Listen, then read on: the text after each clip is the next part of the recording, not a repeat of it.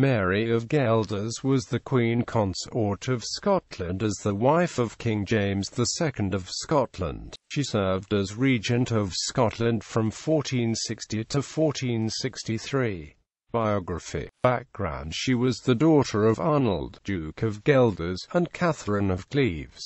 She was a great-niece of Philip the Good, Duke of Burgundy. Burgundian court. Philip and his wife Isabella of Portugal at first planned to have Mary betrothed to Charles, Count of Maine, but her father could not pay the dowry. Mary stayed on at the Burgundian court, where Isabella frequently paid for her expenses. Mary attended Isabella's daughter-in-law Catherine of France, while she herself was attended upon by 10 people. The Duke and Duchess then started negotiations for a Scottish marriage.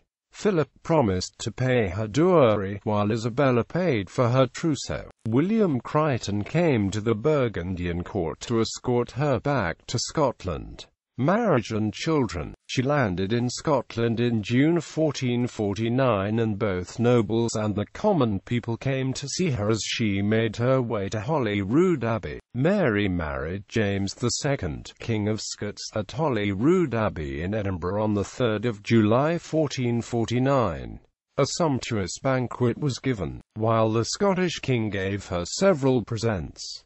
It had been agreed that any sons they might have would have no right to the Duchy of Guelders. James and Mary had 7 children together, an unnamed son, James III of Scotland. Mary, who married first Thomas Boyd, 1st Earl of Arran, and secondly James Hamilton, 1st Lord Hamilton. She became the mother of James Hamilton, 1st Earl of Arran. Alexander Stuart, Duke of Albany. Margaret, who married William Crichton, 3rd Lord Crichton of Orkingall. She became the mother of Margaret Crichton and mother-in-law of George Leslie, 4th Earl of Rothes. David Stuart, Earl of Moray, c. 1456 to 1457. He was created Earl of Moray on the 12th of February 1456. John Stuart, 1st Earl of Marangeary. Regency. After her husband's death, Mary acted as regent for the son James III of Scotland until her own death 3 years later. Mary was drawn into the Wars of the Roses taking place in England at this time. She appointed Bishop James Kennedy as her chief advisor. Their companionship was described as well-functioning despite the fact that the bishop favored an alliance with the Lancastrians, while Mary at first wanted to continue playing off the warring parties in England against each other. While Mary was still mourning the death of King James II, the Lancastrian Queen Margaret of Anjou fled north across the border seeking refuge from the Yorkists. Mary sympathetically aided Margaret and took Edward of Westminster into her household to keep them out of Yorkist hands. Mary's dealings with Margaret were mainly to provide aid to the deposed queen. Mary gave a number of Scottish troops to help Margaret and the Lancastrian cause. Mary and Margaret also organized a betrothal between Margaret's son Edward and Mary's daughter Margaret in 1461.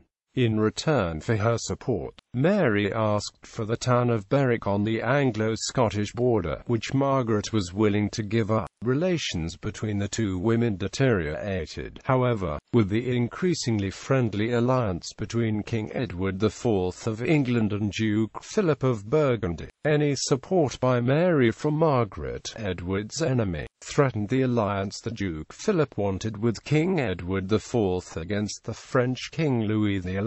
Edward IV tried to put a stop to Mary's support of Margaret by proposing marriage to the widowed queen, which Mary rejected. Mary's uncle, Duke Philip, pressured her to call off the betrothal of her daughter and Prince Edward, to Margaret's disappointment. In 1462, she paid the Lancastrian royals to leave Scotland and made peace with Edward IV. She also hinted at the possibility of a marriage between herself and the new English king. Mary, reportedly, had several affairs during her period as regent, notably one with the Lord Hailes. Mary went ahead with James II's plan to build a castle on land at Ravenscraig, designed to withstand the use of artillery, and lived in it while it was under construction until her death. Trinity College Church. A devout Roman Catholic, Mary founded Trinity College Church, California, 1460 in memory of her husband. The church, located in the area now known as Edinburgh's Old Town, was demolished in 1848 to make way for Waverley Station, although it was partially reconstructed on a different site in 1870 under the name Trinity Apse. Mary was buried in the church, although her coffin was moved to Holyrood Abbey in 1848. Ancestry.